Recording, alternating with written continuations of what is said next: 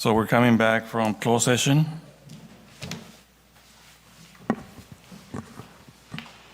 At 7:05. No action was taken on the appointed interim city manager position.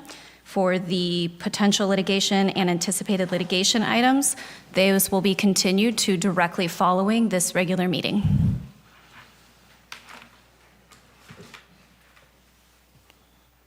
Now we just start with this. Good evening. Welcome everyone to our city council meeting of February 7, 2023, and it's 7:06 p.m.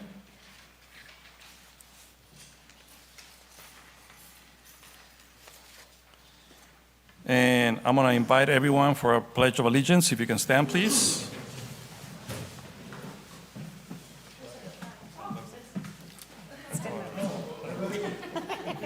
Ready, begin. I pledge allegiance to the flag of the United States of America and to the republic for which it stands, one nation, under God, indivisible, with liberty and justice for all. If you can remain standing for a moment of silence for our first responders.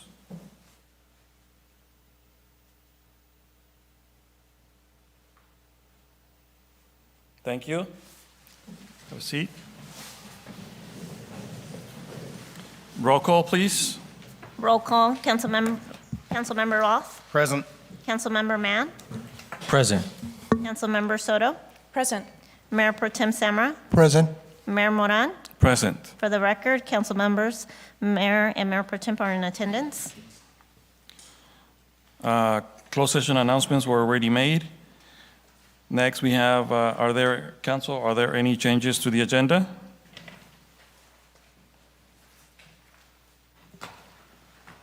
Under consent, I have a question in regards to item number 3, Number 3?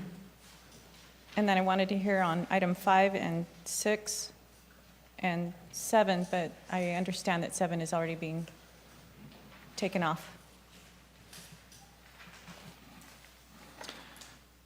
Okay, so 3, 5, and 6. Anybody else? Yes, Mayor and council members, I'd like to go ahead and pull item number 7, resolution to approve the installation of fiber optic to city-owned facilities. This requires additional consideration, both with our contract IT partner as well as the proposed provider to discuss the needs and the ability for the needs to be met with the current proposal, or if any adjustment needs to be made before being brought to council again for consideration. In addition, I'd like to pull item number 10.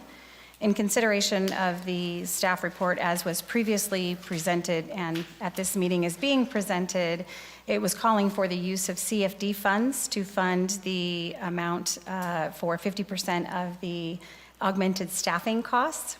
However, a determination will need to be made as to the level of service provided to the CFDs in order to determine if the use of those funds is appropriate based on the percentage of services received in that CFD or any other CFD. If those are found to not be balanced, meaning equal and offsetting, another funding source would have to be identified. It's not known if the previous or the city manager was in consideration of those facts, or if that analysis had already been done. It's not been part of the package that I have, and so therefore it needs to be done in order to bring it to council to ask to use those funds. So All again, right. items 7 and 10. So we have pulled items 3, 5, 6, 7, and 10. Is there anything else, council? If I may, Yes. I need to step away from the dais for a brief amount of time, but I will be back. Okay. I should be back before that. All right, so.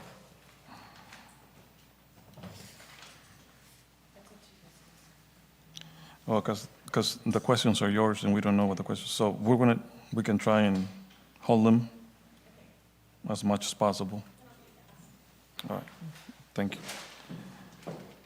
Okay.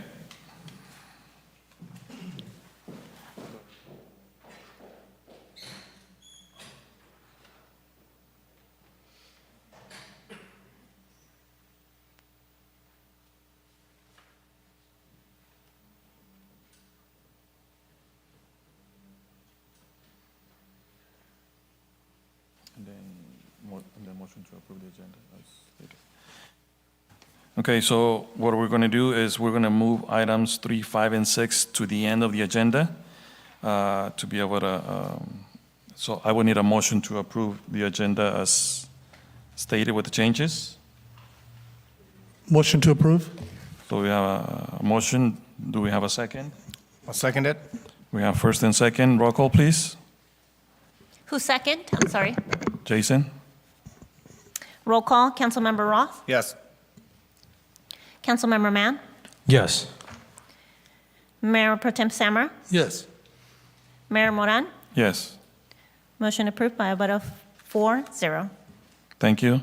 Next, we have citizen comments. This section of the agenda allows members of the public to address the City Council on any item not otherwise on the agenda. Members of the public, when recognized by the mayor, should come forward to the lectern and identify themselves. Comments are normally limited to 3 minutes. In accordance with state open meeting laws, no action will be taken by the City Council this evening. For items which are on the agenda this evening, members of the public will be provided an opportunity to address the City Council as each item is brought up for discussion. Any public comments for items not on the agenda? Hello, good evening, Mr. Mayor and City Council. My name is Gilbert Felix. I'm not a resident of Livingston. I wish I was. Beautiful community. But I'm here representing Assemblywoman Esmeralda Soria. Just wanted to give you a brief update from our office. I see your city motto is the last stop, but it was actually her first stop back in December. After she was sworn into the Assembly, she came and introduced herself and paid her respects to everybody that was being sworn in. But just a quick update from our office. We've gotten off to a running start the past 2 months. It's been a challenging 2 months, actually. The Assemblywoman got right to work trying to be of help to the community of Madera as the Madera Hospital closed, and then shortly thereafter, Merced County, as you're well aware, faced some severe flooding, particularly the community of Planada. So she's been hard at work within the first 60 days. But as we look forward to continuing to serve all of the residents of the 27th Assembly District, I just wanted to introduce myself. So again, Gilbert Felix, I'm her district director. We have several staff members. We're small but mighty. There are only 3 of us right now, and we are planning to grow. You may have met one of our field reps, Alejandro Carrillo. He's going to be the main point of contact for the city of Livingston, but always feel free to reach out to me as well as the Assemblywoman. Our district office is in the city of Merced, and it will remain there, our main district office. We plan on opening a small satellite office down in Fresno County in the future because you all are in a large assembly district that we're very proud to serve, all the way from Livingston and Delhi down the 99 to Merced, Madera, Fresno, and then we go all the way out to Coalinga. So it's one big happy family that we're in the 27th Assembly District. And sooner rather than later, we're going to make sure that the Assemblywoman gets back to Livingston. Our priority this legislative cycle is making sure that we bring home as many state resources as possible. So I will be reaching out to city manager, mayor, and the rest of the council to try and set up some time for her to meet with you all here in Livingston. And to definitely hear and learn about what are the budget priorities that she can advocate for in Sacramento on your behalf. So I will be reaching out. Hopefully we have that list ready so that we can get to work for you all. And of course, one of the main functions of a legislative office here at home is constituent services. And I feel very passionately about that. So, our staff is hard at work making sure that we assist all of the constituents in the district, including Livingston, with issues around DMV, EDD, State Franchise Tax Board, Board of Equalization, all of that. So any of your constituents that do struggle with those state issues, send them our way. Again, I'll make sure to share my contact information and the district office contact information with you all.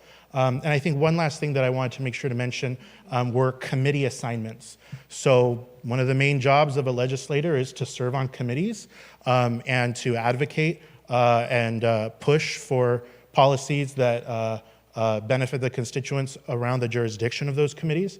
We're really proud to share that the Assemblywoman is chair of the Assembly Military and Veterans Committee. So we do plan on making sure that we use that chairwomanship wisely to advocate for all of the veterans, not just in the Central Valley, but across the state. Of course, she's also on the Committee for Agriculture and the Committee for Banking and Insurance. So we have a lot of exciting committees on our hands, all meant to serve the constituents of the 27th Assembly District, including Livingston. So please use this as a resource. We're here to work with and for you. Again, anything that you all may need, reach out to me, reach out to the Assemblywoman. Thank you very much, and have a good council meeting tonight. All right. And actually, if I may, I can drop off some of my business cards with City Clerk, if I may? Okay. Thank you. Thank you. Thank you for that. Any more citizen comments here in the chambers? Good evening. Long time no see. Yes, sorry, it's been a while. I've been a little busy, but I'm back.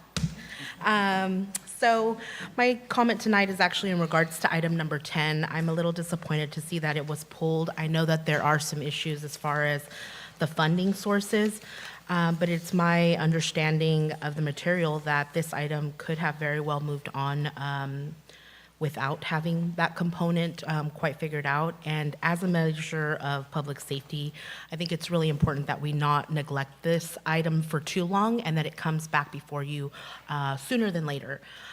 We all saw as citizens what happened when we continued to push the contract with Merced County for services for chief of police and the police department, and how it ended up costing the city a lot more than it necessary, just because decisions weren't made, things were pushed, and we faced a hard truth as a community. Not just financially, but this item is key to public safety for the safety of our citizens and the fire services that it would provide, but also the safety of our fire staff. It's not good practice to put people in dangerous positions, whether that be our citizens or those that are our first responders. You know, we take a moment at the beginning of every meeting for those first responders, but a moment of silence is not enough. We need to step up as a city and make the decisions that are necessary to put public safety first. Thank you. Thank you. Anybody else? Any public comment here in the chambers? You may do so this time. Good afternoon, Mayor and the council team. My citizens' comment's going to be in regards to a property over on Pacific Avenue in Campbell, the corner. Property is zoned, I believe it's industrial, and the issue we're having is that they have tractor trailers parked, and I've been dealing with the zoning department repeatedly back and forth, going in and asking if they have any sort of permit or any sort of site plan or design review. They have nothing on file. The zoning department has gave the property owners multiple violations, and they've been pretty clear on how the statement is. I have all the paperwork with me. And as right now, they said they are going to be transferring it over to the sheriff's department, but no action's been taken. This has been going on for about over a year, and trucks are still parked there. They haven't been given no fines or nothing. I just wanted to see what the council is going to do about that. That's pretty much I got today. Thank you.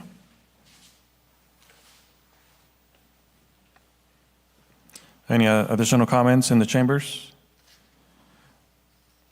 Anybody on the phone? Hearing none. Coming back. So we close the public comment on 7:19. Next, we have item number 1. We have awards, presentations, and proclamations. Item number 1, we have a presentation of the proclamation recognizing February the 4th as Saka Nakodar Day. And I'm going to read it real quick, like I haven't read in 3 days, but just a little more reading. So this is the proclamation of the mayor of the city of Livingston, California, and the council. Whereas on February the 4th, 1986, 4 unarmed and peaceful Sikh students, namely Ravinder Singh, Baldir Singh, Jilman Singh, and Harminder Singh were killed by state police in Punjab, the state. India's Nakodar subdivision in an unprovoked firing while participating in protests against the desecration of Sikh scripture, the Sri Guru Granth Sahib, considered by all Sikhs to be the final, supreme, and living Guru after the lineage of 10 Sikh Gurus. Whereas the state authorities violated the freedom of peaceful assembly, which is endorsed by Article 20 of the United Nations Universal Declaration of Human Rights, Article 21 of the United Nations International Covenant on Civil and Political Rights, and Article 5 of the United Nations Declaration of Human Rights Defenders. Whereas the dead bodies were secretly disposed of to conceal the extrajudicial killing. Whereas the state government constituted a commission of judicial inquiry headed by a renowned jurist on this incident. Whereas the Justice Gurmeet Singh Commission of Inquiry submitted its report to the state government on October 31st, 1986, but the government failed to place and discuss the report, along with the mandatory action taken report in the State Assembly within 6 months of submission. Whereas the state obscured the relevant parts of the Judicial Commission inquiry report and took no action. Not a single perpetrator has been brought to justice to date. Whereas the victims' families have been fighting for truth, justice, accountability, and closure for over 36 years. Whereas this incident has now also received international attention as Dr. Iqtidar Chima, member of the United Nations Global Steering Committee of Office of the Special Advisor on the Prevention of Genocide, has raised it on various international forums. Whereas the United States is an advocate for the democratic and human rights of all people and stands in solidarity with the families of the victims of Nakodar incident and Sikh nation in the pursuit of truth and justice as they continue to build worldwide support. And whereas the incident has come to be known as the Saka Nakodar of the Punjabi word for massacre, Saka, and the region of Punjab, Nakodar, where it took place. Now, therefore, be it resolved that the City of Livingston City Council does hereby proclaim February the 4th as Saka Nakodar Day. A witness thereof, I have hereunto set my hand and affixed the seal of the City of Livingston with this 7th day of February 2023. So I will sign, and later we will provide a copy.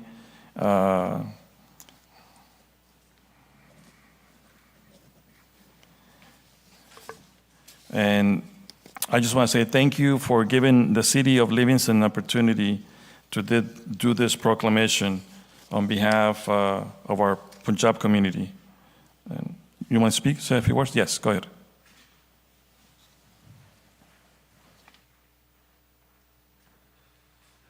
Thank you, Mayor and City Council. My name is Mandeep Singh. I was born in Punjab, but I immigrated to Livingston here back in 1996.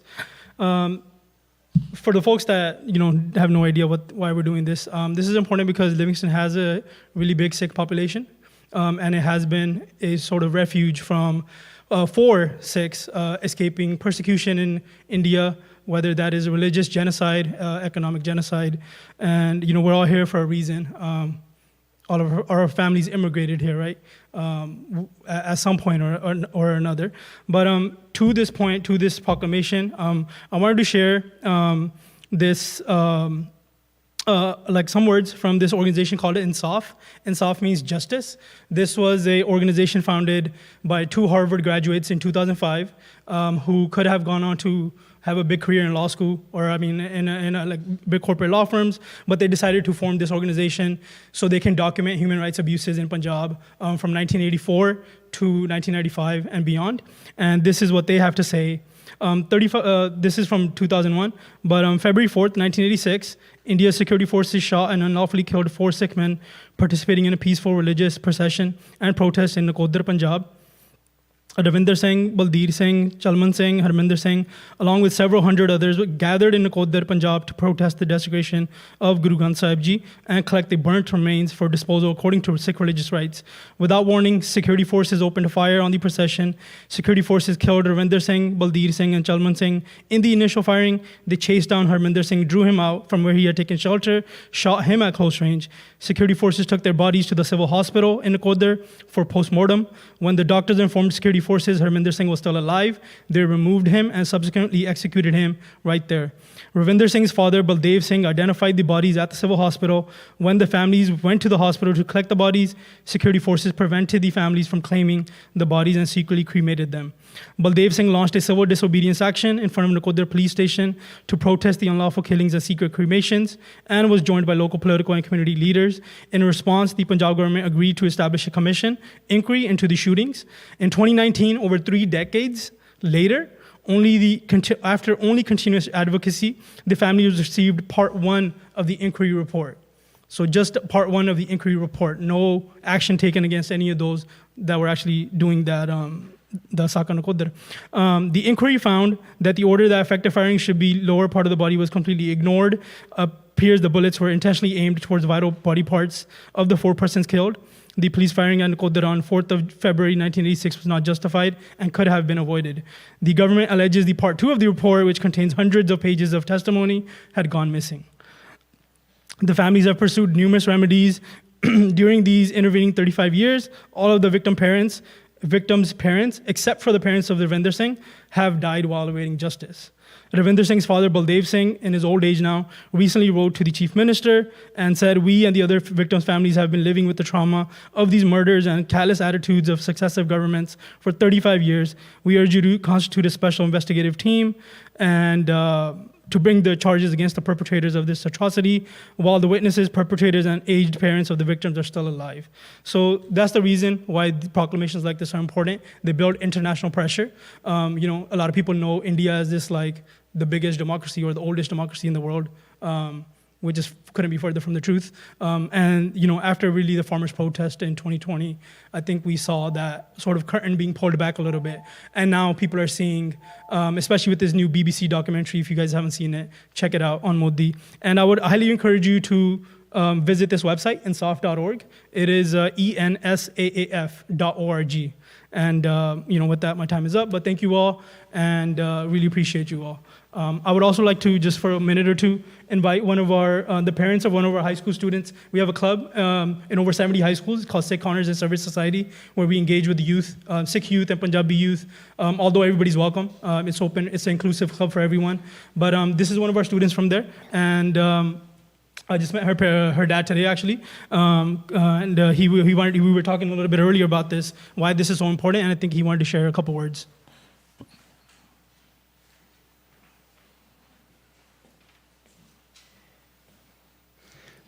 Hello, everyone. Thank you, council members and everybody in here giving me a chance to speak on this.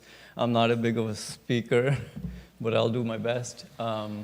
Just to add to Mr. Singh's story there, he wanted me to share what I've been through, because I actually witnessed one of those periods of time, one of those genocides, which was 1984, a couple of years prior to what he was talking about.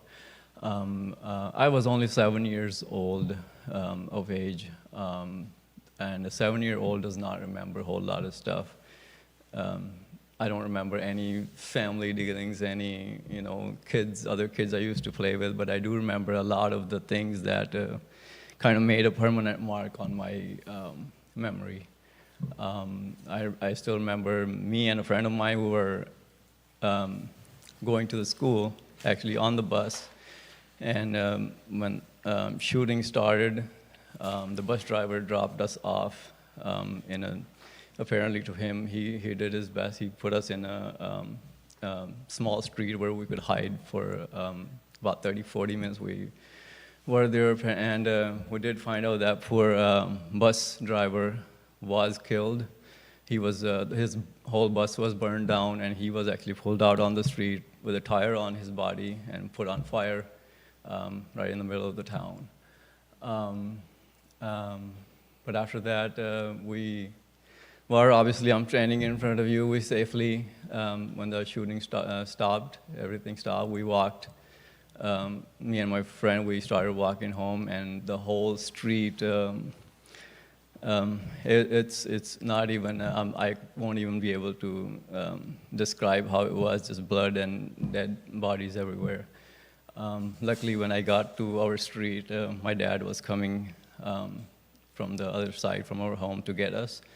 And my dad actually was in the temple where military attacked. And how he got out, how he survived, that's a whole another story. I'm trying not to take too much time. But I just want to thank everybody that giving us opportunity to represent us. And hopefully, even till today, like he said, people are looking for their missing sons and daughters. But thank you again for giving us this stage to get our word out to everybody and create more awareness, and hopefully one day justice will be served. Thank you so much. Thank you. Any more public comment in regards to this item? Take a picture real quick? Sure.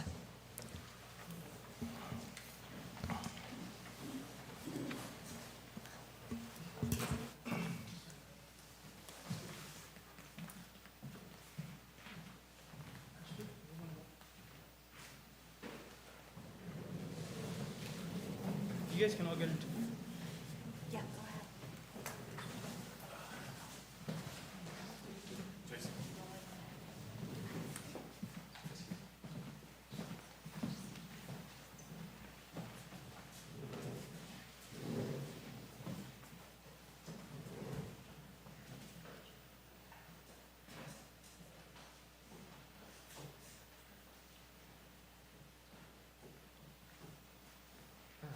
We're going to do this way. There's a good about it. 1, 2, 3. That worked. Thank you.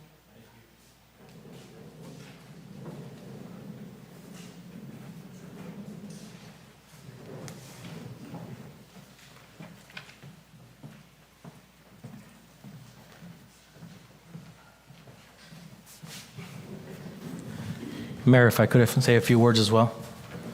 Yes, you may. Go ahead. I prepared a lot of notes for this meeting, and the words that you spoke and the gentleman that spoke today, including Mandeep, thank you for the summary. A word that the mayor said earlier, solidarity, is key here. No matter where we're from, what color our skin is, what we believe in, what our word for God is, we're all the same. We're all the same. The family, as Mandeep mentioned, has been fighting for over 3 decades, 35 or 36 years. And the fight's not over. This case is still in the high court till this day. We're lucky that we're a melting pot here locally, and we have all sorts of cultures and religions, and it's very important that we not only respect and acknowledge our differences, but also look at what unites us. And reflection today and tonight is something that does unite us. I can't share how immensely proud I am of this council, of the mayor, and our city. This hits very close to home for me. One of these gentlemen is actually a relative of mine. And in preparation for this meeting, I spoke to Mr. Harinder Singh, for our Punjabis in the audience and online, Sada Mama ji lagda, Harinder Singh ji. And speaking to him, I invited him here tonight, but he was at a similar ceremony in Mantika tonight. And his biggest thing was how history repeats itself over and over and over. It's the same film in different areas. So as we reflect, as we push forward, and though you can't put things behind you, it's important to acknowledge our history and try to move forward as best we can. So thank you once again for everybody being here and speaking tonight. Once again, I was kind of lost for words, but once again, just very proud of everybody. Thank you all. Mr. Mayor, just to show, when Mandeep mentioned the BBC documentary, to show the difference in countries, we can watch it here, but it's prohibited in India. You can't even see the documentary in India. This is how fearful the government is of what they did. Now, this is a documentary made by BBC, and nothing to do with the Indian government, media, but yet they won't allow it. And it's a darn shame what happened, and I applaud the folks that are still moving forward with this. Thank you, Mr. Mayor. One last thing for me, that he did ask me to mention to everybody, there are updates on Twitter, twitter.com/Saka Nakodar. Please visit that, as well as the NSOF website for more information on this matter. And I hope for more discussions in the future. Thank you, everybody. Thank you. Any more comments from the dais? All right, well, once again, thank you for the opportunity, and to the community in Livingston. I think this is very important, and it just shows how much we should care for everybody else. And even though we have different communities, we are one community, and that's the way it should be looked at, and just there to support each other. All right, thank you. Now we're moving on to. Actually, is there any more comments from people in the chambers? All right, moving forward. Announcements and reports. Supervisor Rodrigo Espinosa, announcements and reports. Excuse me. Good evening, Council. A few items. So we had a board meeting this morning, and so I was we had our board appointments, and I was also reappointed to the same committees I was in, the San Joaquin Valley Rail Committee, which kind of goes along with the San Joaquin Joint Powers Authority. The Rail Committee is appointed by the supervisors, and the San Joaquin Joint Powers Authority I'm appointed by MCAG, the Merced County Association of Governments, and so I was reappointed, so that keeps me in the committee with 11 counties from that goes from Bakersfield all the way to Oakland and to Sacramento. So that's very important, since we're trying to get the train station here in Ace train station here in Livingston. So hopefully that's years away. And also too, I was asked by our committee to send a letter by the Board of Supervisors for support of $141.9 million to support the next phase of the Ace train from Ceres to Turlock. So we were able to get that. So we're working down to Livingston and eventually to Merced. So that's pretty positive. So,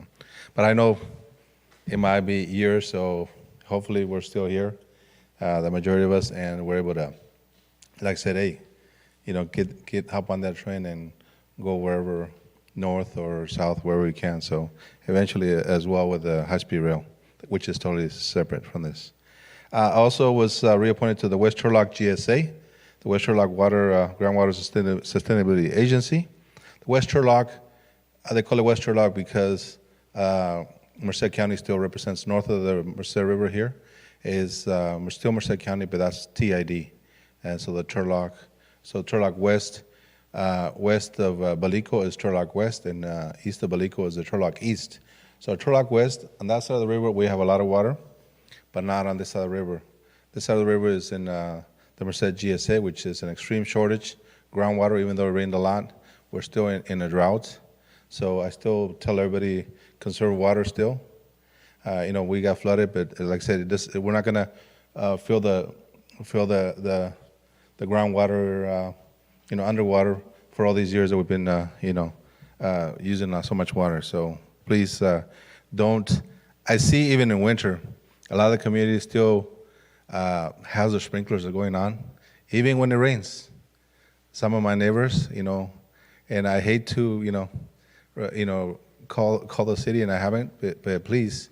And I think that in the future, we're going to have to relook at the city has to relook at changing the water usage times instead of 11, going back to 9 o'clock at least, on the summer, because a lot of people I see turn around, they want to use water already at 8 or 9 o'clock in the summer. It's 105, 110 degrees, and watering the trees, or washing their cars after 9 o'clock is when it's very hot. It's not can't be sustainable for our groundwater, which we depend on groundwater here in the city of Livingston.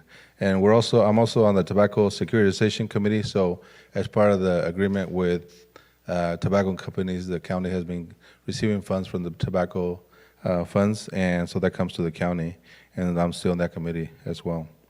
As a vice chair, the vice chair and the chair. This year, as I've said in the past, I'm the vice chair. This year, next year, hopefully I'll be chair of the county as well as in the past 2020.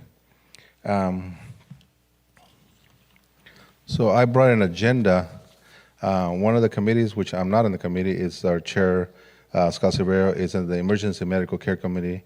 That's where this committee looks at all the emergency issues in the county. So I'm going to leave in the agenda for the council. If anybody wants to look at, they have an in-person or Zoom meeting tomorrow at the Merced City Sandpipes Room. So I think, I'm trying to educate the public and the council. That way people are more aware of what's going on. It's very important because not just, a public health officer, a public director, and an EMS administrator of the county is on there, as well as other, first responders. And so one of the issues that, I got an update yesterday was we're trying to, Riggs has the ambulance service is in its third year of 5 years of the contract with the ambulance service in the county, and they're having issues just like they did the past 10, 15 years. And so, in their response time, so they had fines of $2.8 million before the last contract, and they're paying it back because as they don't respond on time, that can cost the life of somebody. So it's very important for the ambulance service to be able to arrive at a scene, which I know it costs a lot of money when somebody gets a call and uses that service. So whether they make money or not, they receive the contract, and hopefully they can provide better service. But they have 2 more years, and I think the county is going to go out to bid for ambulance service again. Also, I'm going to leave the council. Today I met a gentleman from the Small Business Administration, and he gave me these flyers, one in Spanish, one in English. That way you guys can scan it and send it to council, and then hopefully anybody that can request that was affected as physical damage or economic injuries that sustained by all these disaster, by the weather, severe winter storms, flooding, landslides, and mudslides. So all the information is here, and for loans that people weren't able to receive any grants, there's loans in Spanish. I'll be leaving it right now too. Also, many people saw the Planada Town Hall meeting. It wasn't as nice. I was okay with it. A lot of people, some regular people attack me, and that's normal for politics. But like I said, the community had a vent because they were frustrated with the way the county, ran the meeting. Plus, they didn't feel like a lot of services they were getting from the county and time. So it was it wasn't what the county expected. So like I said, I'm used to attacks. Anybody can attack me, but I know that I've been there. I've been everywhere. As when I was here in Livingston. So it doesn't bother me. But like I said, people know that I've been there every day. And like I said, we're still trying to recover in that area. And so hopefully we'll take it day by day. I know it's not easy for the people that have to recover and went through that. FEMA is going to be extending their stay in Merced County. I know it ends February 10th, so I was told they were going to extend it for another 30 days. So they'll be around Merced County for another 30 days to take more applications and continue to process those applications. I also was appointed today to the LAFCO primary as a primary for 4 more years. That's a statutory appointment, as long as I get reelected in 2 years. So I'll be extending it for this next 2 years plus, if I get reelected another 2 years.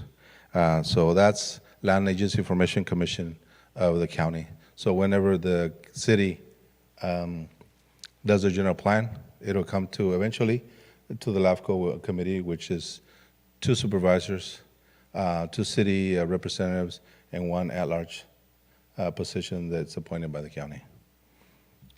And so we have usually a monthly meeting, so if more people want to come and learn more about LAFCO, so they're welcome to let me know. I'll be glad to give you the information. Also, we had a Suchi. I was asked to make a speech for the Suchi Foundation, a Taiwanese company that's gone to disaster areas, including the fires, and donated money, and they give now $500, $600, $1,000 gift cards to those affected in the flood areas. Also, I had an update from staff regarding the Campus Parkway extension, the last piece. I think it's a few miles towards that, all the way to UC Merced, and hopefully there was money left over, more than $10 million from the last grant, and so hopefully we'll be using that to finish off the last phase all the way to UC Merced. I think it's going to be a 2-lane, not a 4-lane, 4-lane, a smaller, so eventually we can finish it and go all the way to UC Merced. And also, we had a meeting with Lupita Lomeli from Univision in Fresno, with Senator Ana Caballero and Esmeralda Soria, Assemblywoman, and United Way. And hopefully, we're trying to get the funds together, and all those people that want to continue donating to Planara Relief and Merced Relief, trying to unify the resources so that way we can have one center, whether it's mattresses or appliances or other more bigger items, so that way we can address and pass them out, in those affected areas. So, and I think that's all that I have today, unless there's any questions from the board or the public. Any questions from the dais? No public comments? Any questions from the public? Sure. Sorry, what was your name? Rodrigo mentioned earlier about the response times for the ambulance rig service. Unfortunately, late last year, so October 23rd, 2022, there was a really late response time to my dad's case. My dad did pass away from cardiac arrest. I just really wanted to reiterate the point that he said those response times might save lives. My father's life was not saved, but I do hope we can achieve a new deal and achieve those quicker response times in hopes to save future lives. So, thank you guys. Sorry for the loss. Okay, and that's one of the points that even when 15 years ago, when one of the renewal times was here, along with Council Member Vice Chair Samra, we went through those because they wanted to delay or send the ambulances farther away from Livingston, and we fought. And so that way we can have them here close to Livingston and have it parked in the station, so the response time was faster. So it's always been a priority for our city or the county now to make sure that those response times are sustained, and because they call it a BLS, BLS and ALS. I guess the ALS is advanced, so whenever somebody gets a call, if it's an urgent matter, which is regarding to cardiac arrest, we hold those ambulance contract to their feet and find them if they're not there, or if they don't send the required personnel to the scene and that they arrive on time. Because they can send somebody with a BLS, which is minor, but they don't have the qualifications to put those services or all the machines on that person that's not qualified, so they won't be able to save a life. So if an ALS, which is an advanced, they have all the certificates, are sent as they should on the call, that determines a life of a person. So that's very important. So those are the issues that we're trying to, the county is trying to address more on all these emergency care committees as well. So. Yeah, Mr. Mayor? Yes, go ahead. I believe Mr. Roth and we met with CAL FIRE and a couple of our volunteers, And one of their major, I don't want to call it complaint, but concerns was the response time for ambulance services in this area. So you did mention it, and just make sure, please try to do what you can. Response times are getting really slow here. Okay. Well, I know in the past there was an issue with a gentleman that passed away, but he had a problem with an ambulance being housed at a local home. I go, that's going to help out for insurance services, for insurance savings, but they thought that, well, because it's in a house, it was going to be turning on the sirens every time they left. No, they leave the house, and then once they're down on a street, commercial street, then they turn them on. But you want to have the ambulance as close to your community, because that's a few seconds can save a life. Okay, so I'll be leaving these for information. Thank you. Thank you, Supervisor. Next, we have city staff announcements and reports. Hi, yes, we'll start with Tony Avina, Public Works Superintendent. And before Tony begins, if I could just have a few moments to recognize Tony and his team, as he did so eloquently at the last meeting, calling out specific staff members of his that supported the community and the city specifically as it relates to the recent floodings in the area, and to take preventative measures to protect the city of Livingston. And Tony, I just wanted to take a moment to say thank you to you and your staff specifically for taking those preventative measures. Thank you. Good evening, Mayor, Council, public. Quick announcement, introduction. I would like to introduce our new Public Works Account Clerk, Alexis Jenkins. She graduated, come on up here, Alexis. She didn't want. So this is a little background on Alexis. She graduated with honors from Stanislaus State with a bachelor's degree of science degree in business administration. Prior to working for the city of Livingston, she worked for Gempry L Farms as a processing plant inventory clerk. In August 2021, she started working for the city of Livingston through a staffing agency. She became full-time with the city of Livingston as of January 25th, and is excited to see what her talents and her experience can continue to bring to the city of Livingston. She was here for a year and a half, so she don't need a whole lot of training. She's helped our staff, all around Public Works in many ways. One of my pet peeves, she's taken on and kind of took on a backflow program and has kind of did the programming on the computer and has it down to the science, to good science. So I'm proud of that on her behalf as well. So that's all I have. I just want to introduce you, Alexis Jenkins, and to our new staff.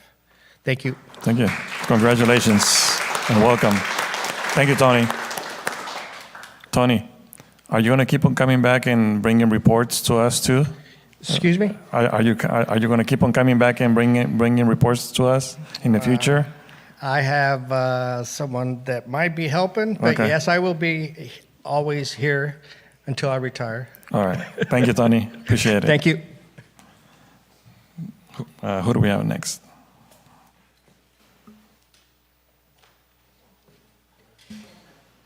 No. Mario, any update today? Thank you. Chief?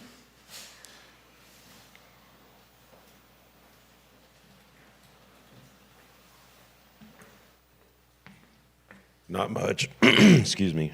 Evening, Council, Mayor. Last year, the council approved LPR cameras in the city of Livingston.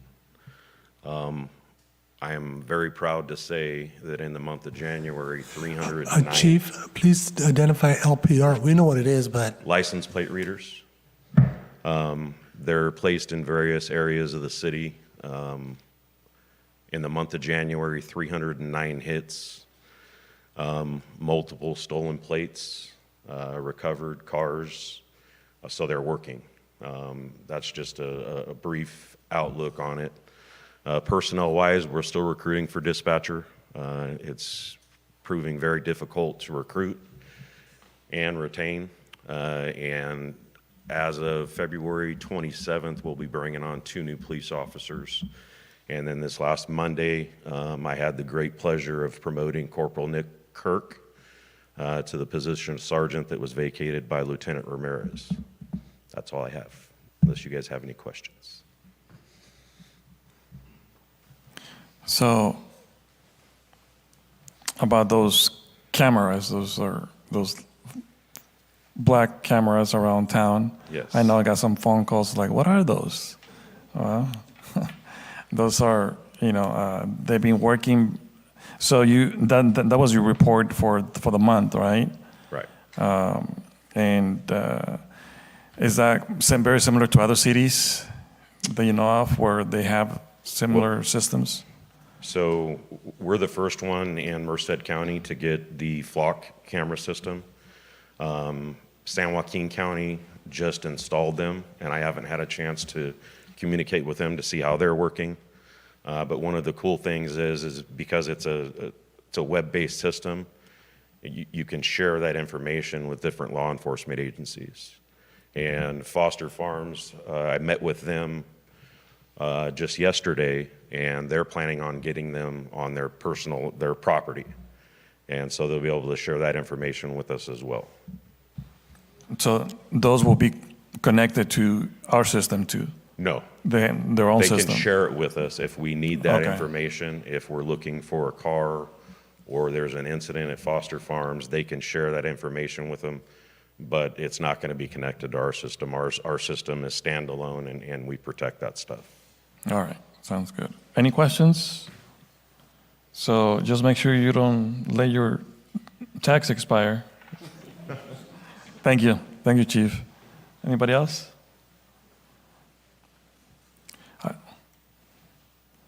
Sorry, really quickly. Miguel, is there anything you'd like to address with council? Thank you. Thank you, Mayor. Good evening, Mayor, members of the council, members of the public. I'm happy to announce, as you already know, but also for members of the community, that the State of California Department of Housing and Community Development Department has provided an award commitment to the Tierra Santa Affordable Housing Project.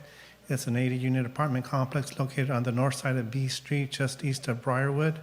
So the state has awarded $17 million and some to allow for its construction. I know that the developer has an excellent reputation in not only building, but also managing affordable housing units. So this goes a long way to helping meet some of the affordable housing needs in our community. These units would be available to households that are considered low income.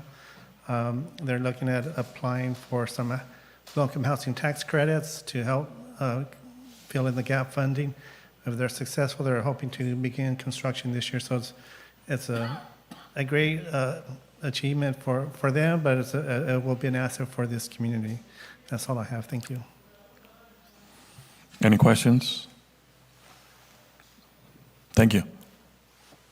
Anybody else? Any staff? Actually, I do have a question for Jackie. I know. Yes. She's here.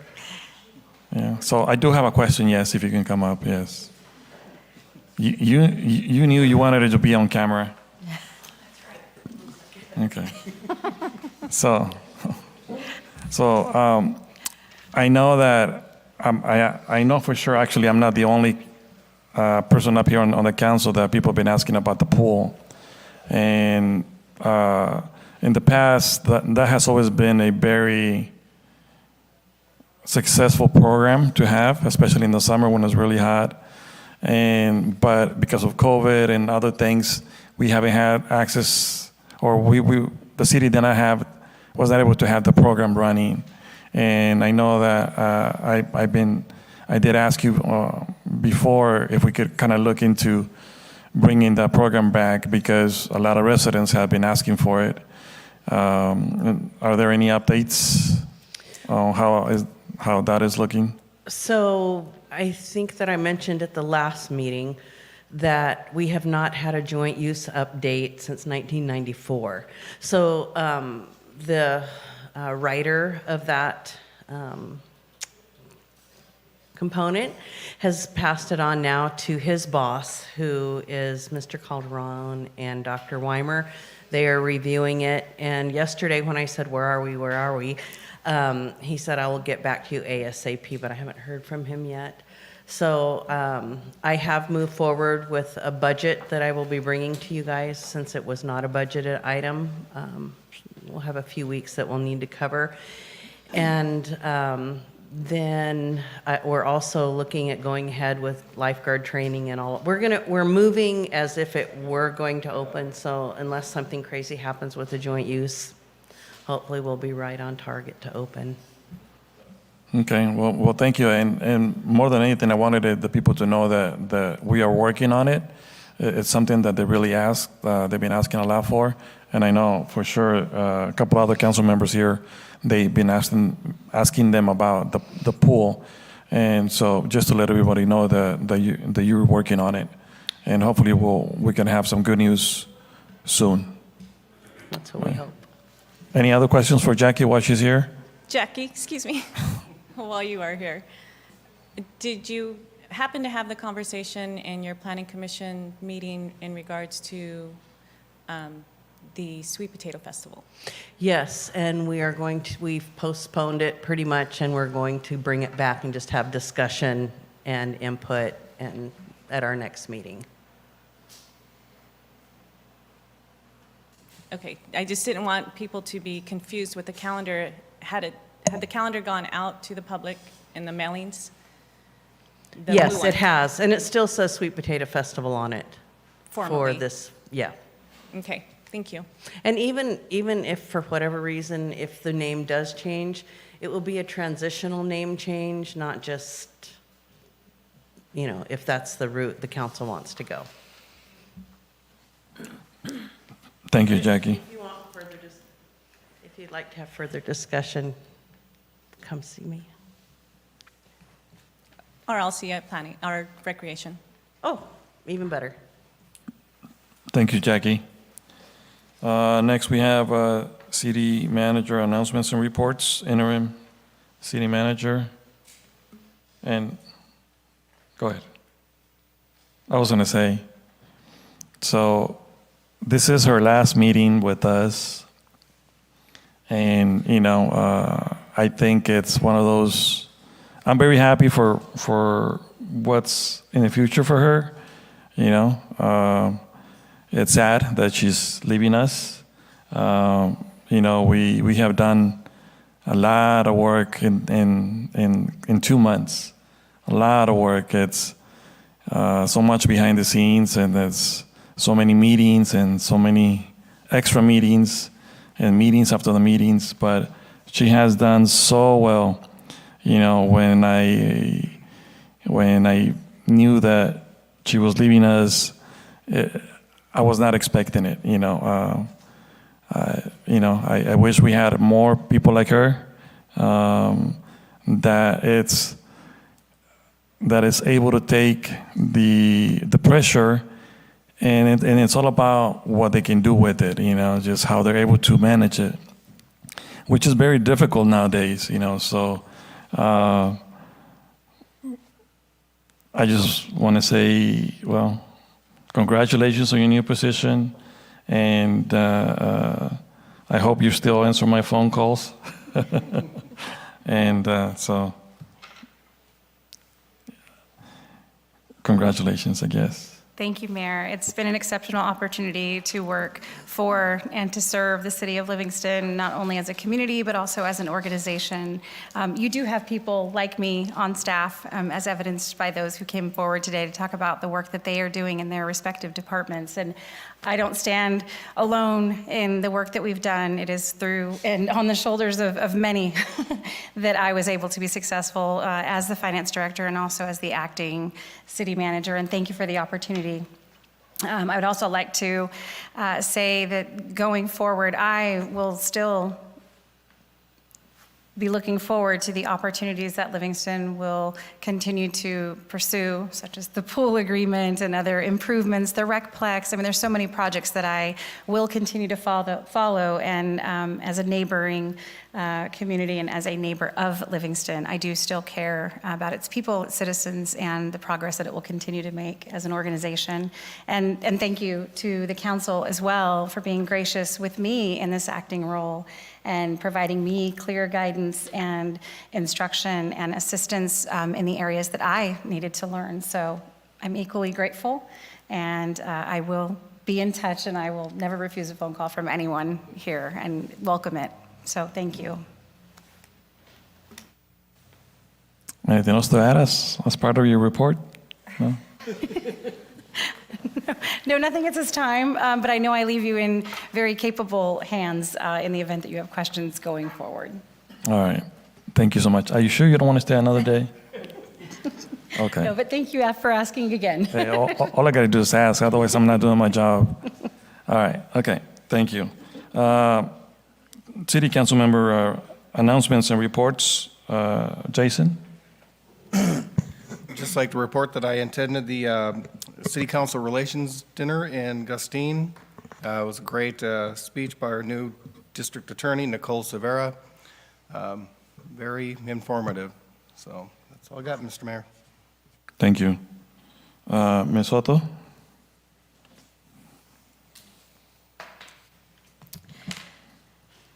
I just wanted to follow, I know I missed the proclamation, and I know it was,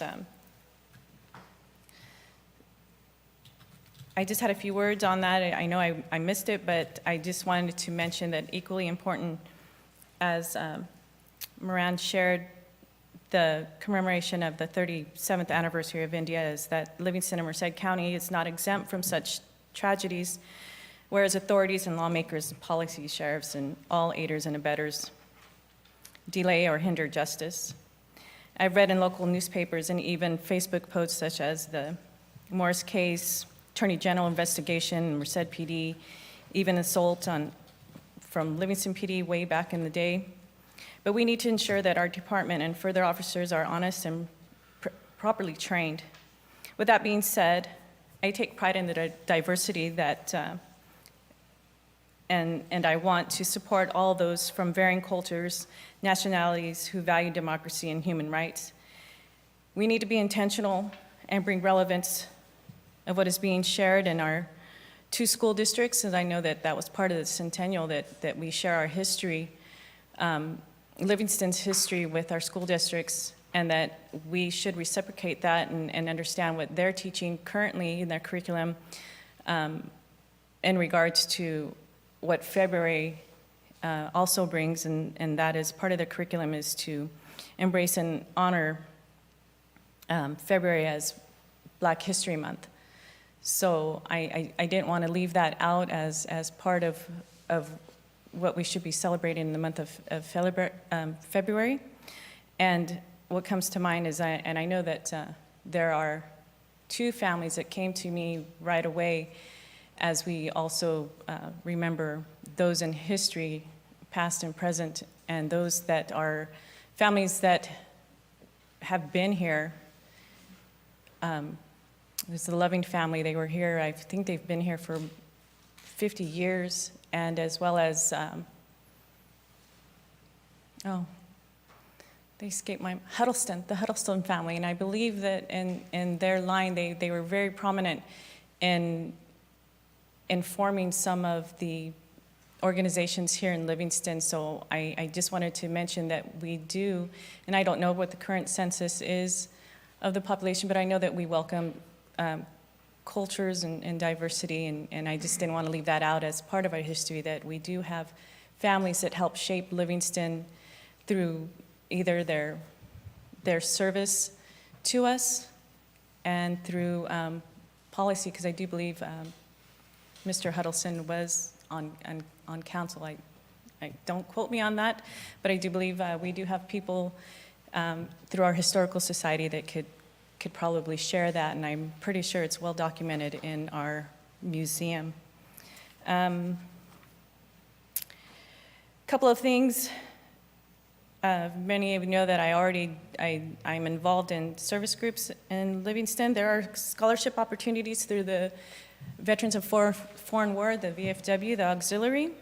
Deadlines are coming up, March 31st. I will be posting this, and also they have been shared with local schools, and I know at least with Campus Park, scholarship opportunities for the youth, at least 3, and 1 for continuing education for those 18 and older. It's a $1,000 scholarship, so I will be providing that information if anybody would like to take advantage of submitting an application for this, for the patriotic events, or not events, but scholarships that the VFW Auxiliary has. There is also Merced County Hispanic Chambers is doing Small Business Challenge for all those in our community that have maybe their vendors and small businesses. There is an opportunity, entrepreneurs, to come out and submit a business plan. There are some guidelines that you would have to follow, but it would give you an opportunity to win $1,000. We have some mercados coming up. March 2nd, I believe, is the first one. They're held in downtown Merced, so if you'd like more information, I can provide that as well. And that about wraps it up. Thank you. Thank you. Mr. Mann, anything to report? Thank you, Mayor. Nothing specifically, but I did want to let the community know that we're working our butt off up here for sure. And I'm not sure if we set a record already for the most meetings in a week, but we're definitely working, and you're catching me up, so thank you all. I know when you guys divvied up the different councils that you guys represent and go out to, I wasn't here at that time, so if anybody has too much on their plate, please let me know, and I'm ready to help. Thank you. Yes. Mayor Pro Tem? Thank you, Mr. Mayor. As far as the mosquito abatement, there's nothing to report, as meetings once a month, and it was already reported previously. And just on the outside of it, March 26th is the Sikh parade, the Night Kirtan's coming up. Just so everybody's aware of it. I know the chief is aware of it, and he's working on permitting, and then we'll work on it and move forward with that.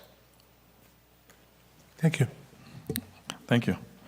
I just have a few items to report on. And Mr. Mann, yes, he's right. Like, I think within 10 business days, we met or we participated in trainings and different meetings, 9 out of 10 days. So that was kind of like in 2 weeks, we did like a 6 months worth of meetings probably. Anyways, all right. So on January 19, I attended a MCAG meeting. And actually right after that, I attended the Assemblymember Esmeralda Soria swearing-in ceremony here in Merced, which was great. I think that was a good thing to be able to do something here locally for the local folks that were not able to attend the ceremony up in Sacramento. On Tuesday, January 24th, I attended the general plan update briefing. On the 25th, attended the city county dinner in Gastine. Gastine is my hometown, where actually all of my family still lives, and where I grew up. And man, they had a dinner. You guys missed it if you guys did not go. So next time you guys get an opportunity, you guys get an invite to go to city county dinner, make sure you guys say yes. And then last week I attended the mayor's conference in Southern California, which is basically the Cal Cities conference that took place from the 1st to the 3rd. It was great opportunities for to learn from other communities and how they're dealing with very similar issues and how they were able to resolve. And one of the biggest things is obviously housing, affordable housing, and water issues. I was really glad to get a lot of information from them.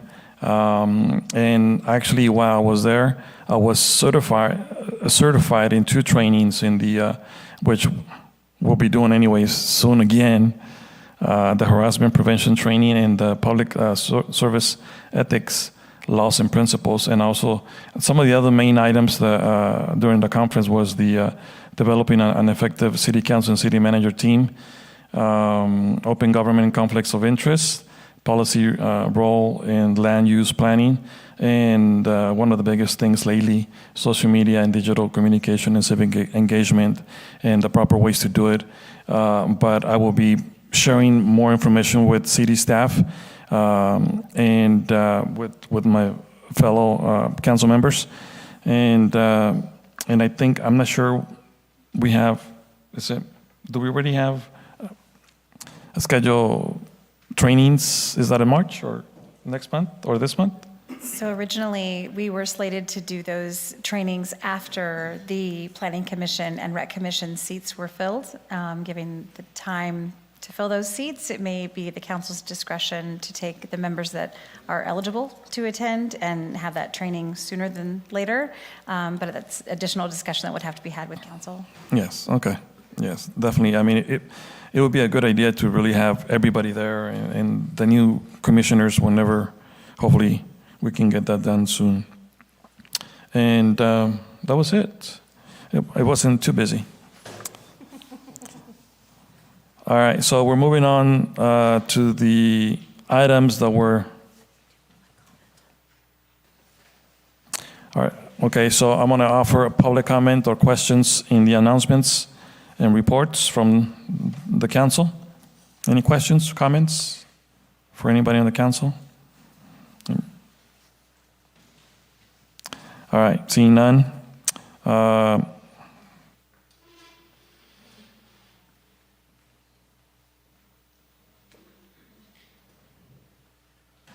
Okay, so actually, perfect timing because now we're getting to the consent agenda items. I know, Ms. Soto, you had some questions on 3, 5, and 6.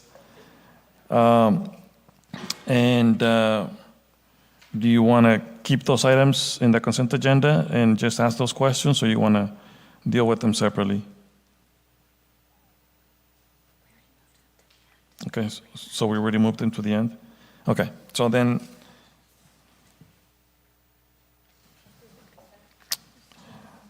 all right, so we're going to keep those items 3, 5, and 6 at the end. Any motions to approve the consent agenda?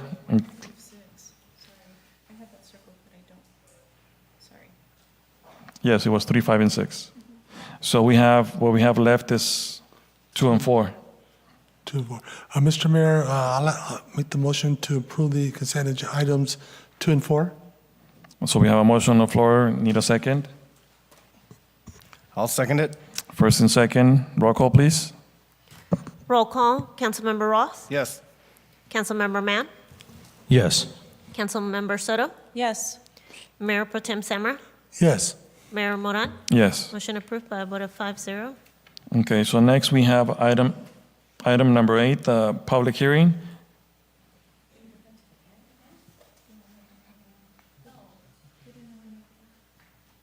All right, so item number 8 is the first reading of an ordinance amending Livingston Municipal Code, Title 1, Chapter 6, City Manager.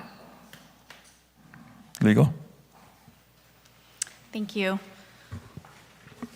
Periodically, the ordinances of the city and the municipal code are reviewed, usually reviewed when circumstances bring them up, specifically when we're reviewing specific code sections.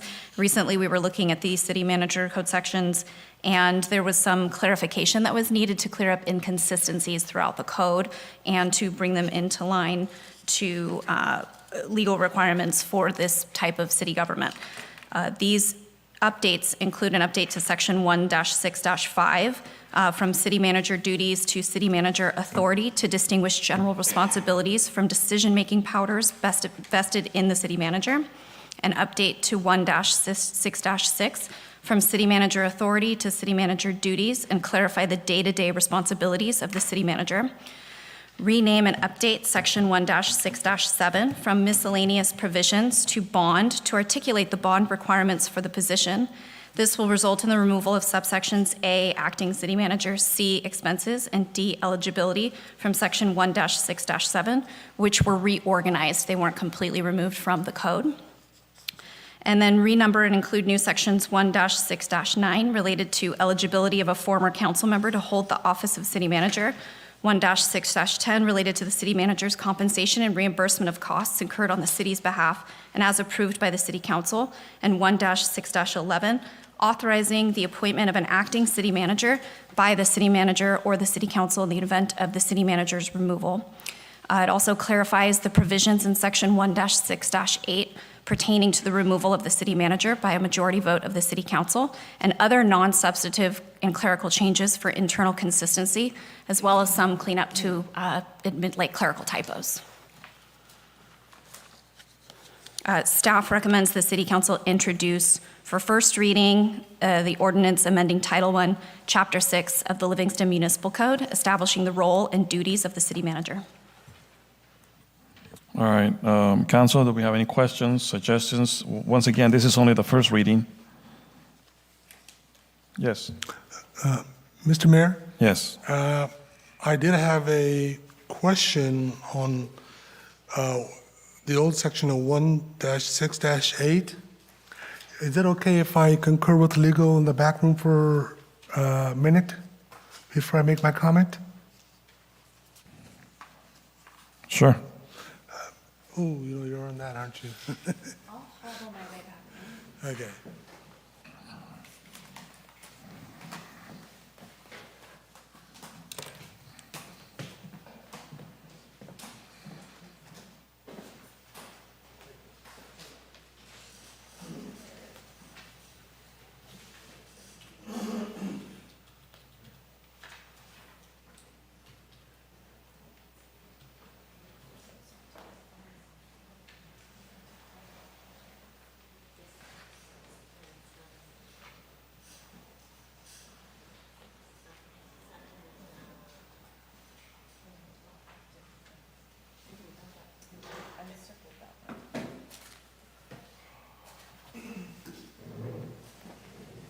Jose, I was trying to tell you that I see what it is, but I don't know what to do. I think that it's comfortable to that motion. I asked you to move that on this maker. Yeah.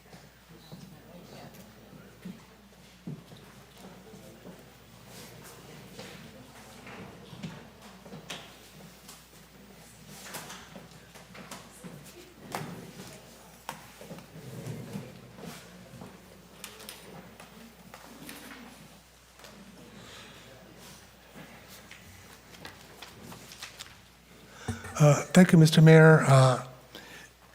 I had to ask that question due to any type of sensitivity against any potential past or future litigation, and I think I got my answer. If I may, can you give us a clarification on this item? Exactly how does it, the contracts, how can they be set up for the city manager? Can you still set up a 4-to-1 vote, or is that to be 3? Can you clarify that, please? The city is always able to contract more restrictive provisions in a contract for an executive position. So the city code is the law of the land up until the city council, as far as an employment contract goes. If the city council and an employee in an executive position agree to more restrictive provisions, such as a 4-to-1 vote, they may do that. They cannot go any less than the city code, though. Okay, thank you. And Mr. Mayor, on the item 1-6-8, A, that is being crossed out, it says hearing within 7 days after delivery of the city manager, to where the city manager can request a public hearing. You know, I find that kind of not, I mean, I think we're taking too much away from an employee. Yes, it's an at-will employee, but if that person feels that there's something not right, they should be able to bring that forward, because I think it keeps the council honest. I would strongly urge that we keep that item so that where the city manager does have that authority to request a public meeting. I believe it was denied in the past, and I think that should be kept. So I strongly recommend that we keep that item in there to where the city manager can request a public hearing. Okay. Any additional comments, questions by the council members? just to go off your recommend, or your comment, just want to hear the legal side of that perspective, because I know that in the past it wasn't recommended. So is there I'm not aware of a specific legal recommendation against a why public was it hearing. stricken? Why was it stricken? For a public hearing, well, the law actually, as far as there's something called a name clearing hearing, that for a position such as city manager, if there is a decision that is made by the council, so in the required announcement of the reason for removal, if it is something that could potentially smear the name or put a bad influence on the name of the city manager that it is being disciplined, then by law, they are allowed to have what's called a name clearing hearing. So it's already provided under the law.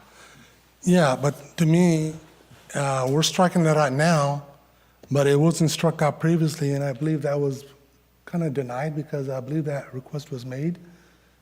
Can the council still, even if it's there, can the council deny that hearing? No, not if it's in the code. Then how was it denied in the past? I would suggest to, because of current litigation. That we take this back? So, well, this is the first reading. We still have at least a second reading. So I would suggest, because of current litigation, to just. yeah, this kind of comes at a bad time. Yeah. And this is why I conferred with the legal in the back, because I didn't want to ask too many questions because of potential issues that we're dealing with. So I won't be able to get my answers that I would like to have. So I'm not sure which way to go on this one. So I would. So I guess if I'm understanding you correctly, before we bring this back, because the only way we can open talk about it freely. Yeah, okay. So I guess there's more questions for legal. Yes. So maybe those questions should be asked later, and then before we bring it back. I believe that is the wise choice, to confer with legal. I can do it on an individual basis, just to make sure that I don't want to ask too many questions and then jeopardize anything in any other way. But also having this struck out or added or removed or modified may also be some sort of an issue. I don't want to go there right now. So that would be my suggestion. Okay, then thank you. Thank you. Any other questions from the council before I go out to public comment? All right, I'm going to go out to public comment. Any public comment on the phone in regards to this item specifically? Hearing none. Any public comment or any questions in the chambers in regards to this item? Seeing none, I'm bringing this back to the dais. So I have no questions or at this time, so I would consider a motion, or what do we need to do? Just do. Are you looking to continue the item? I would like to consult with legal in a non-public meeting as a information before I move forward publicly. I would prefer that. Yes, and then me. I don't want to ask the questions in the wrong way. That's all, you know. Yeah, and just to be clear, that would not be with a quorum of the council. No, it would not be what the quorum would be an individual consulting with legal. I should have done this in the past, and I apologize for that. I didn't get a chance. I thought we would have more time between closed session and open meeting, but we didn't have that. It's okay. You're learning. It's okay. Thank you, sir.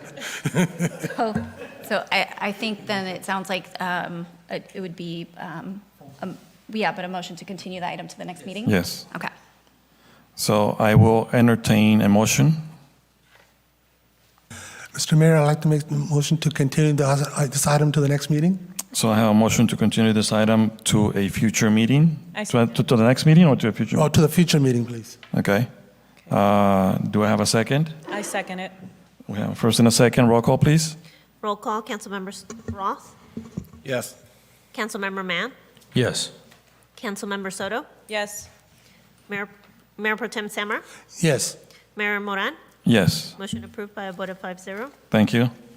Next, we have item number 9 under discussion and potential action items. Discussion and direction on water restrictions.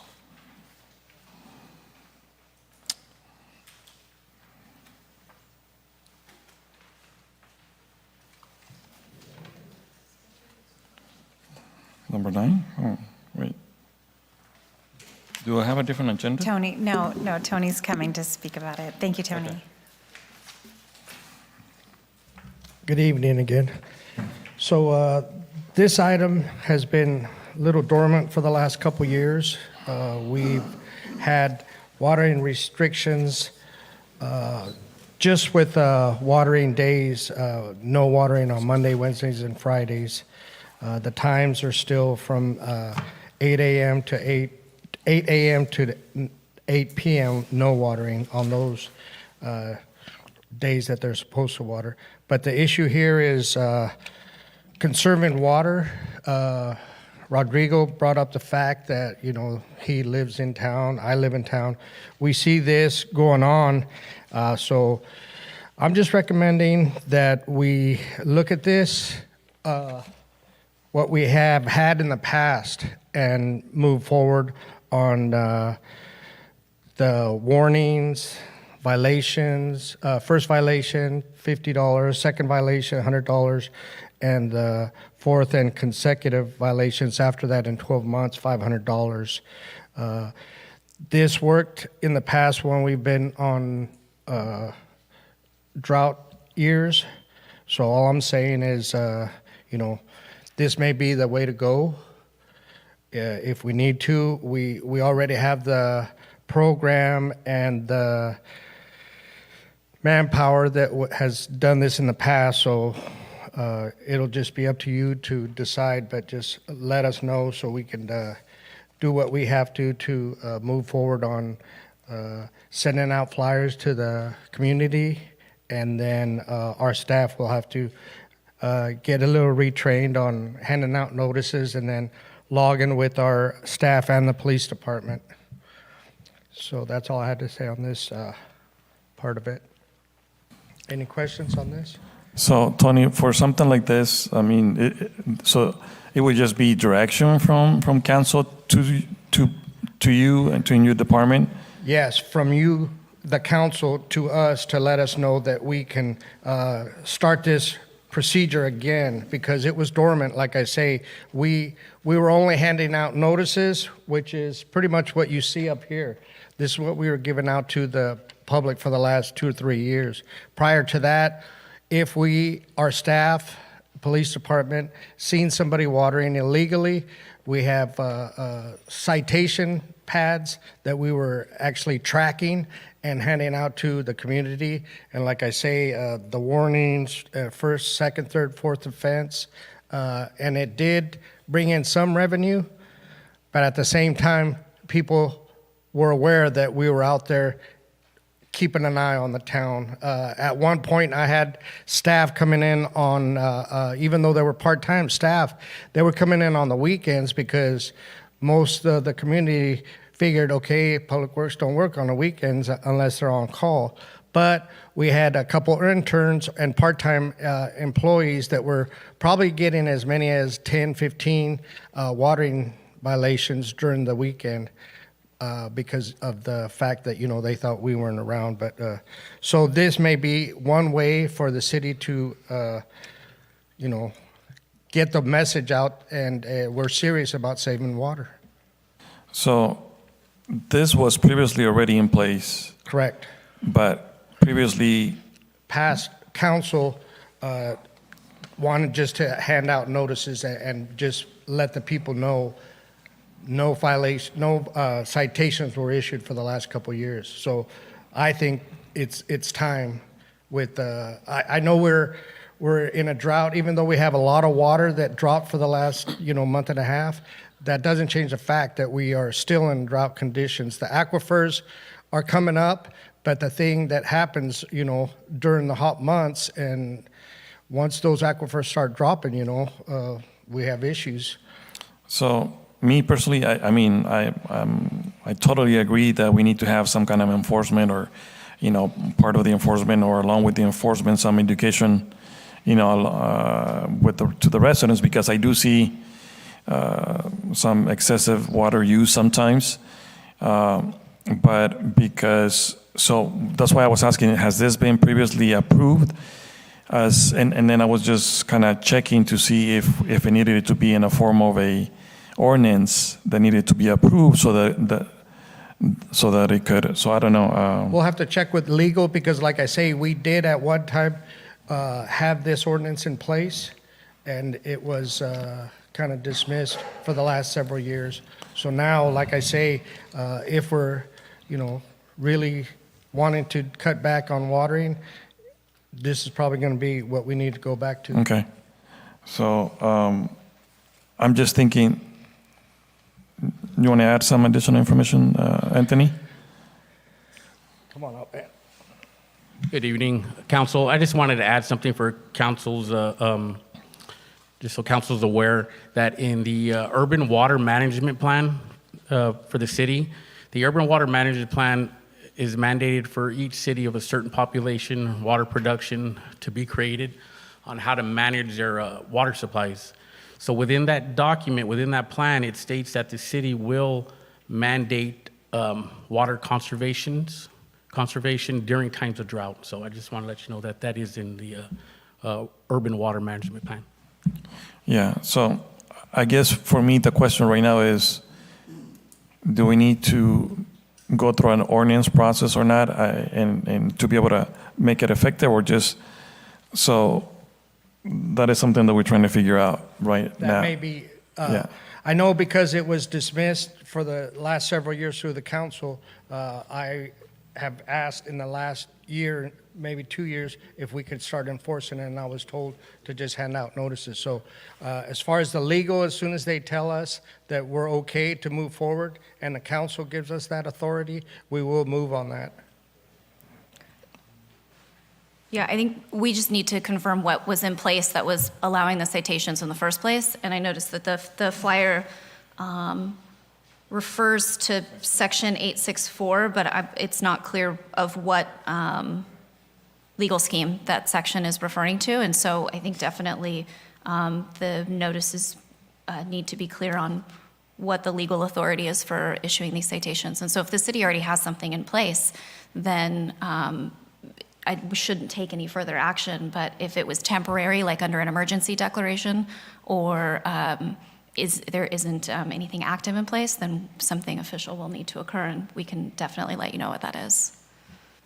So at this time, I do want to give the opportunity to the rest of the councils if they have any questions before we give further direction, whether it could be to bring it back at our next meeting. The sooner the better. But at this time, I want to give the council opportunity for questions if you have any questions. I have a question. Tony, Yes. I'm sorry. Under whose authority? You keep referring back to a council? That's my boss, which was Vanessa at the time, I was asked to go to her, and then she referred to you guys as they wanted to continue just to hand out notices. Was that, I'm going to have to go back to meeting minutes in regards to that, because I'm trying to see if this was something that was already enacted as an ordinance and you were given direction by council. I would like to follow up. Thank you. Questions, comments? Thank you, Mr. Mayor. I firmly believe that we should be watching our water. We got some rain, yes, we had a lot of rain, but it didn't fill the reservoirs up, as everyone would have wished. But, I see some water, even in the city, that's on when it shouldn't be on, and some watering fixtures that were leaking, they're fixed now. But, people do take advantage, especially now with the rains that we got, thinking, oh yeah, we're great. but we still need to conserve. Thank you. Thank you. Mr. Mann? Thank you. My question was, do you have any history on the actual fines themselves, on how those were created? I know it says consistent with Section 864. Yeah, we did have record keeping, so we could get you the numbers of how many people were cited in the past and the amount of money that was brought back to City Hall. Great. And then I think on the second runaround, we should talk about exactly how much we should charge or as a fine as well. But I agree with everybody here. We definitely need to pay close attention to this. Thank you. Any other questions? Yes. Actually, I know that a lot of I forwarded a lot of concerns from residents to dealing with the water. What happens after hours? Like, do you have someone? We have our police department, because it's not just city staff. Okay. I mean, city staff, city police will all be able to do the same thing. We have the citation pamphlets. Okay. If we need more, we'll get more. And like I say, we kept pretty good records of the people that were cited, and if they were cited again, then we would go ahead and move on to the second violation. All right. Okay. Just one more thing. Go ahead. Councilmember Roth had mentioned it, but how do we go about enforcing that within our own city properties? Because I do know that at one time, I want to say 2 months back, I sat in City Hall and it was dark, so it was after hours, but there was a lot of runoff water into the parking lot, and then we have it here on the main street. We also have runoff on several parks.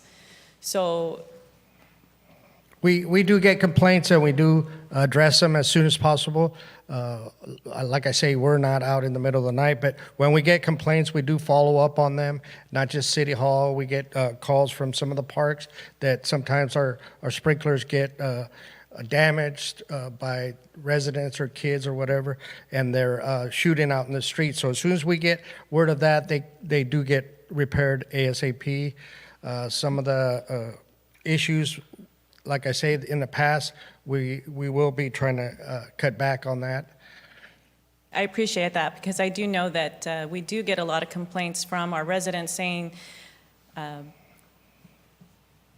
we have a lot of runoff from our city properties, so if we're going to tell our residents that they have to abide by these, and we're going to have we're going to have citations going out, well, we're going to have to fine ourselves as well, Yes. right? And just on another point, we do have very large parks, so some of our stations are running from 9 o'clock at night till 6 in the morning. So there's 52, 65 stations, so they're very large parks. So we do try to do it throughout the whole night, so it's not watering during the day. But, like I say, we do try to conserve. All right. Anything else? All right. So I guess we'll get more legal advice, and then hopefully we can bring that back as soon as possible. Okay. All right. Thank you. And you wanted to mention? No, just to Councilmember Mann's comment about the rates themselves or the fines themselves. One of the things that is on the list of to-dos is a rate study, not just for these types of fees, but other fees as well, to determine if, based on any CPI increases since they were first established, would warrant increasing some of the fees that we do charge per our ordinance. So future consideration for council on that as well. To your point, this is more of a reminder, right, is what it is. Exactly. And when you get down to the third and fourth reminder, I understand, but especially the first and second, maybe we can reevaluate that and let it serve as a reminder to citizens. Thank you. Thank you. So at this time, I want to go out for public comment. Any public comment or questions on the phone? Hearing none. Any questions here in the chamber? All right, Tony, you're off the hook. Thank you. Thank you. All right, our next item is item number 11.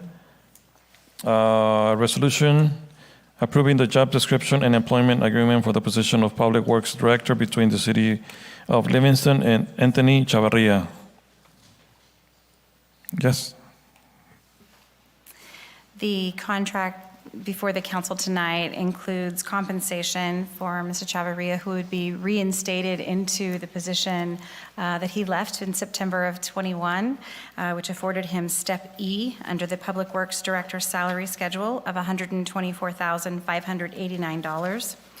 In addition, the contract provides for Mr. Chavarria to be credited with 20 hours of vacation leave at the time of commencement of his employment, and that's to acknowledge his years of service, previous years of service.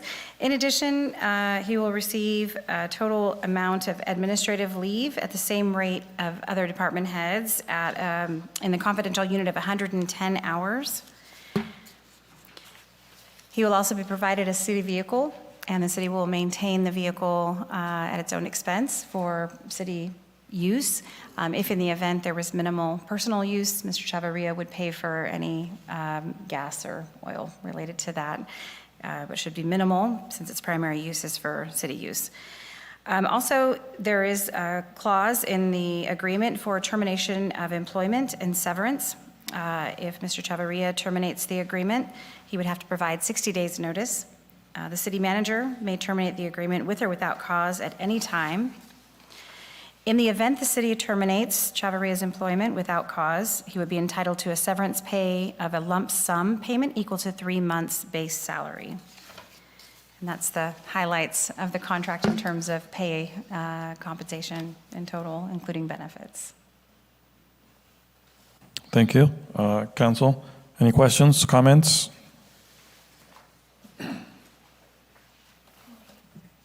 Yes, go ahead.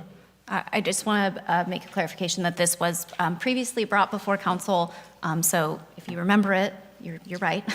But legal had not had a chance to review the contract, and so the council did approve subject to change by legal, and we did make some revisions just to clarify the rights and responsibilities of both of the parties, and so that is why it is being brought before you again to approve the final agreement that is approved as a form by legal and agreed to by the proposed Public Works Director.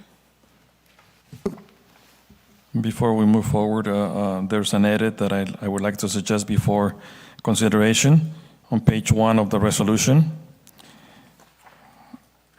In the second to last, whereas it is recommended to convert the position of Director of Public Services to the Public Works Director position and approve the revise and delete the job, or revise, and approve the revise job description, so we just need to delete THE before we make any motions. Thank you for that clarification. I like reading. I found it. That was... Mr. Mayor, can you repeat that? I'm sorry, where on page? Second to last? Oh, okay.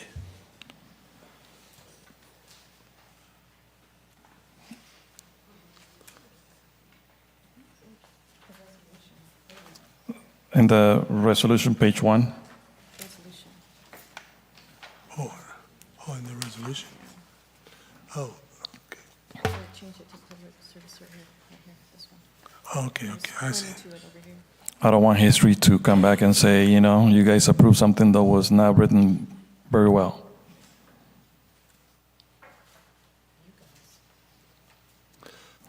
All right, are there any questions? I'll go out to, go ahead. Yes, go ahead. The dais? Yes, from the dais.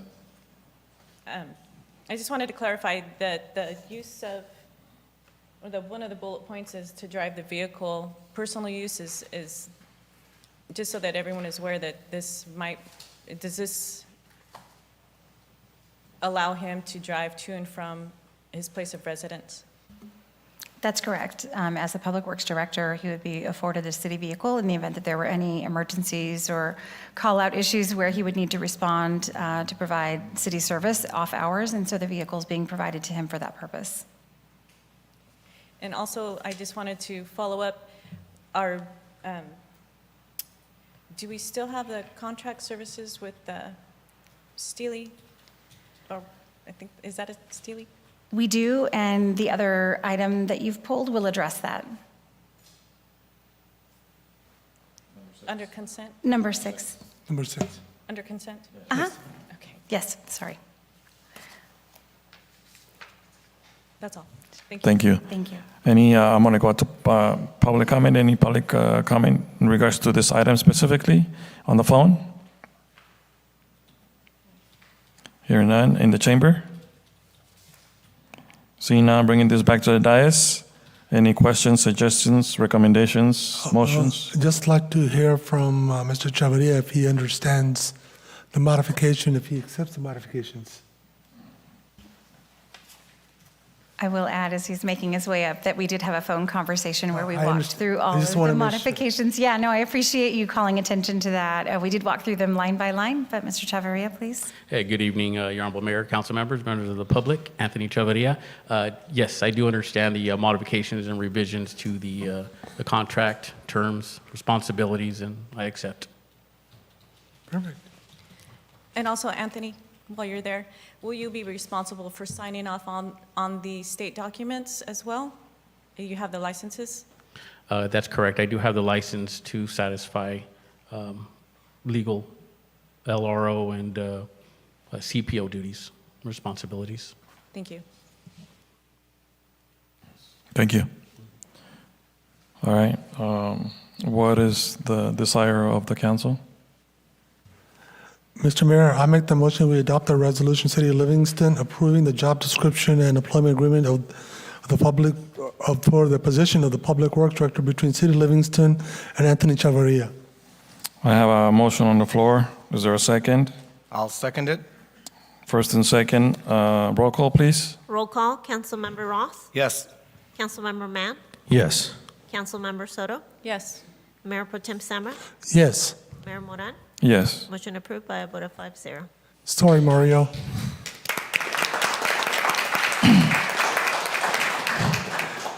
And again, I said, sorry, Mario, so. I just wanted to say thank you to council. Look forward to serving the residents of Livingston once again. You start tomorrow, right? Yes. Okay. All right. Thank you. All right. So at this time, I would, if it's okay with you guys, I'd like to go back to the consent agenda items that were pulled, item 3, 5, and 6. Is that okay? Council? All right. Okay. Item number 3. Any specific questions to the check warrants? I just had a question on the wellness. Wait, what was it called? Sorry. Work wellness. I don't know if this is HR or finance. How does that work? Do we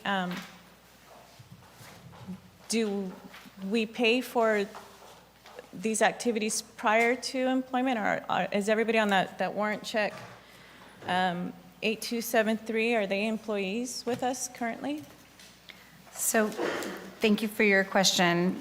We can pull the invoice and provide that to council. I don't have a copy with me to demonstrate what it's covering in full or what those invoices, past or future, were intended to cover.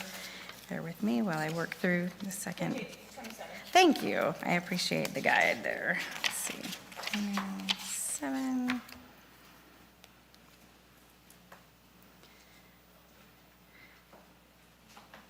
So those, thank you for directing me there. Those are the pre-employment physicals where they do the drug testing for proposed employees.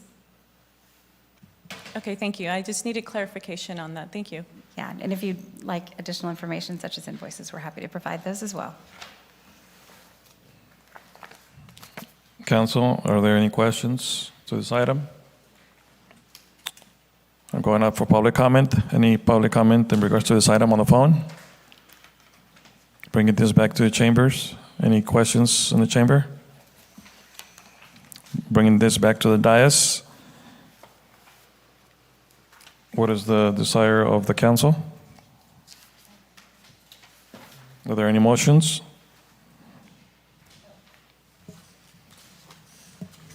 I move to approve item number 3. I will second it. We have first and a second. Roll call, please. Roll call. Councilmember Roth? Yes. Councilmember Mann? Yes. Councilmember Soto? Yes. Mayor Pro Tem Samra? Yes. Mayor Moran? Yes. Motion approved by a vote of 5-0. Thank you. Next item, we have item number 5, resolution approving staffing revisions for fiscal year 2022-23 to remove one corporal position and replace with police officer. I just had a question is, how many corporal positions are there? Right now, we have 3. One was vacated with the promotion of Nick Kirk. Through attrition and the experience of our police officers in the department, we currently don't have anyone that could fill a corporal position, and to be quite frank, it's an additional cost that we really don't need. They do the same job as a police officer. They really don't have any supervisory responsibilities. And so I would like to remove one of the corporal positions and replace it with a police officer, and that'll give us about a $25,000 a year break in salary savings. So that would essentially leave us with the 2 corporal positions? Correct. One is filled? They're One both is- filled. Oh, they're both filled? Yeah. Okay.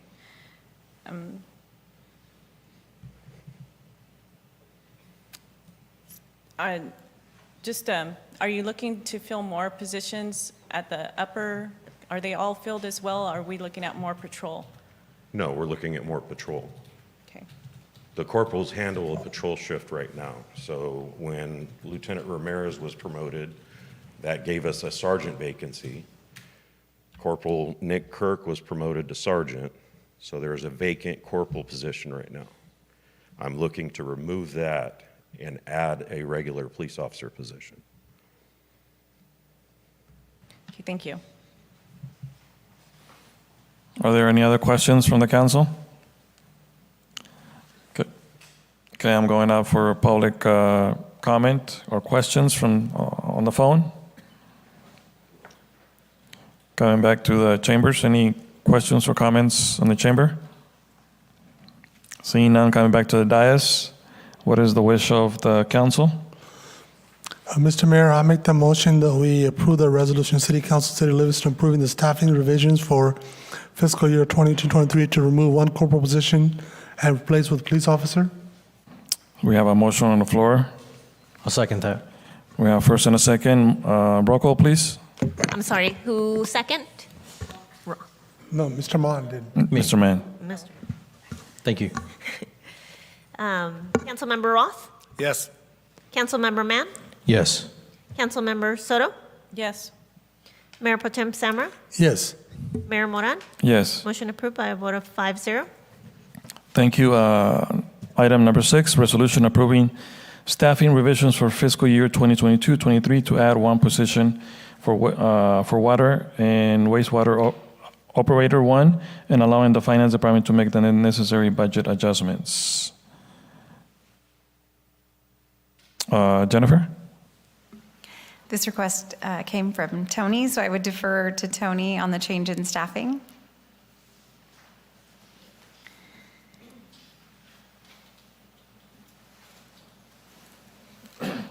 Hello.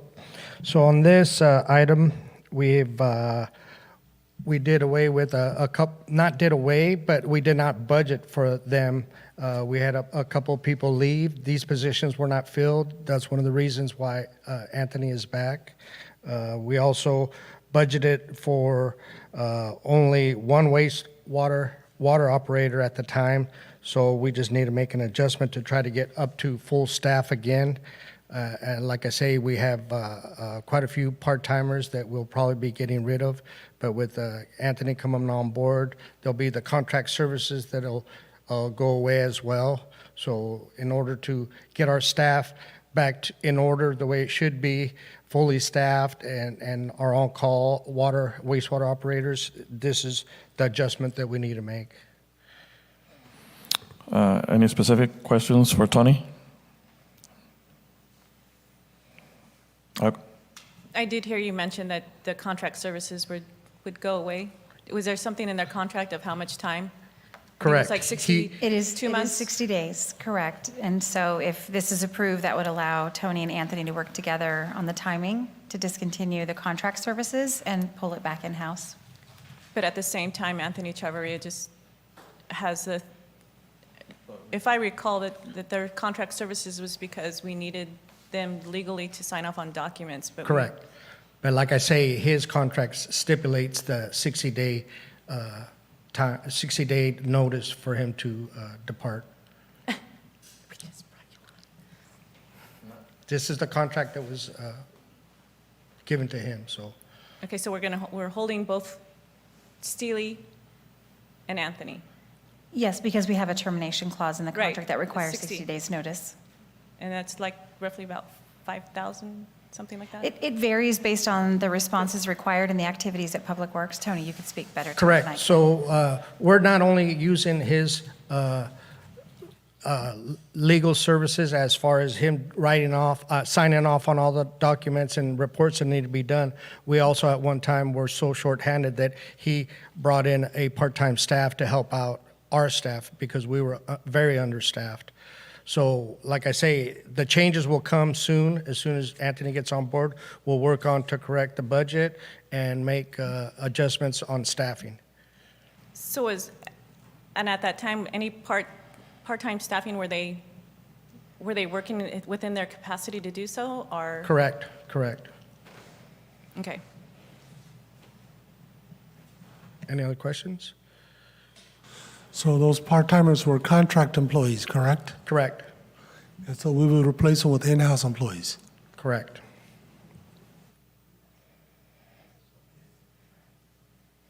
Thank you. Thank you. All right, so I'm going out for public comment. Any questions on the phone? Any questions in the chamber? Bringing this back to the dais, what is the wish of the council? Miss, do you want to make the motion? No, okay. Mr. Mayor, I make the motion that we approve the resolution, resolution of Livingston approving the staffing revisions for the fiscal year 22 at one position for water wastewater operator one and allowing finance department to make necessary budget adjustments. I'll go ahead and second that. We have a first and a second on roll call, please. Roll call. Councilmember Roth? Yes. Councilmember Mann? Yes. Councilmember Soto? Yes. Mayor Pro Tem Samra? Yes. Mayor Moran? Yes, Motion approved by a vote of 5-0. thank you. We have item number 12, resolution approving an employment agreement for the position of interim city manager between the city of Livingston and Christopher Lopez. Thank you, Mr. Mayor. The contract stipulates that Mr. Lopez would receive compensation as base salary equal to the top step, which is $184,620 annual salary. In addition, Mr. Lopez would receive a total of an accrual of 20 working days or 160 hours of vacation per year of employment, and that accrual will be capped at 400 hours maximum. It's accrued every pay period. In addition, Mr. Lopez will receive 120 hours of executive leave at the beginning of each fiscal year. An employee may request to cash out up to 24 hours of unused leave each year, and that'll be front-loaded at the time of employment. In addition, we provided a cell phone allowance of $65 per month that the city will pay. There's also a compensation clause for deferred compensation at 2.7% of the employee's base salary per month on behalf of the employee to be deposited into a deferred compensation plan. Under the termination of employment, there's voluntary resignation, whereby Mr. Lopez would agree to provide 60 days advance notice. Termination by council may be done with or without cause by 3/5 vote at any time following 5 days written notice. And I think that concludes the highlights of the contract for compensation and stated benefits. Thank you, Jennifer. Council, any questions, comments, suggestions? I'll go for public comment on the phone in regards to this item.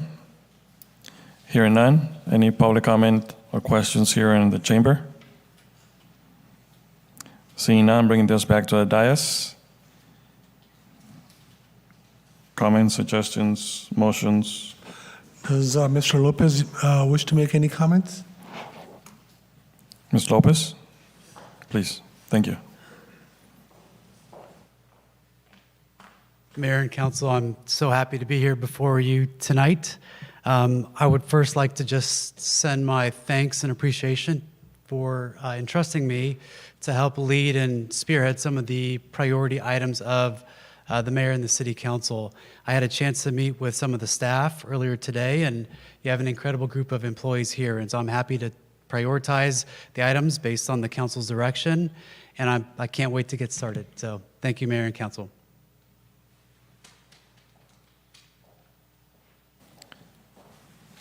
Council? What's the wish of the council? Mr. Mayor, I'd like to make a motion, number 12, resolution approving an employment agreement for the position of interim city manager between the city of Livingston and Christopher Lopez. So I have a motion on the floor. Is there a second? I'll second it. First and a second. Roll call, please. Roll call. Councilmember Roth? Yes. Councilmember Mann? Yes. Councilmember Soto? Yes. Mayor Pro Tem Samra? Yes. Mayor Moran? Yes. Motion approved by a vote of 5-0. Congratulations, Mr. Lopez.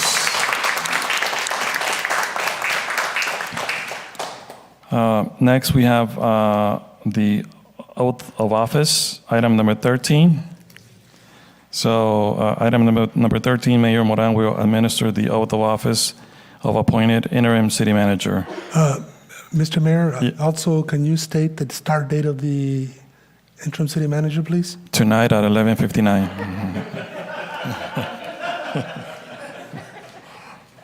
Starting tomorrow. Well, at midnight. Okay. So, anything else? That made sense? 11:59 or 11:59 and 59 seconds? Okay, there you go. All right. Well, congratulations. And the oath of office is here somewhere. Here it is.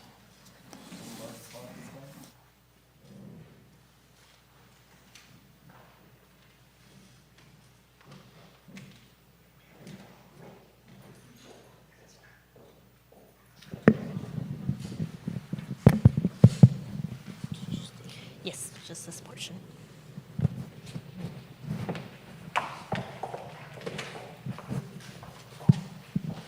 Tell me where. Okay.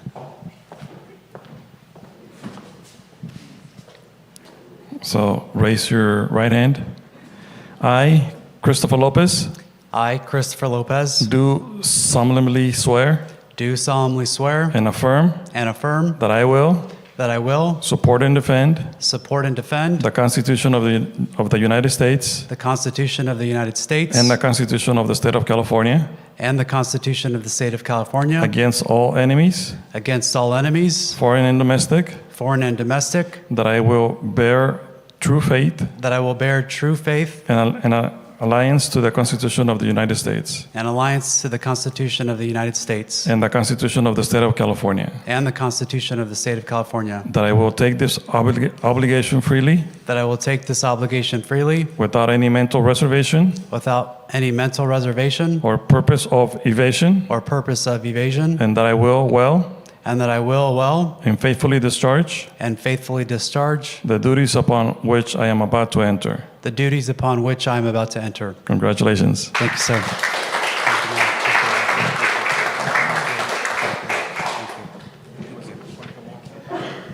Mr. Moran, I need him to sign. No problem. Thank you, sir. Right there.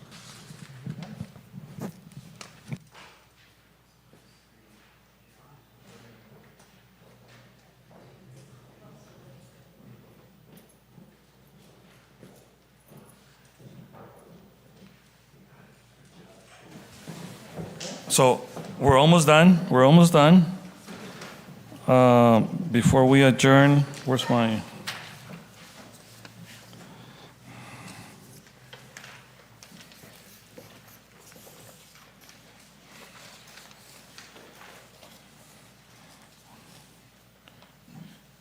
Somebody stole my.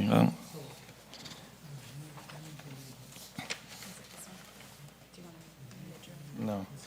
So at this time, is there any items for future agenda items? Any suggestions from the council for future agenda items?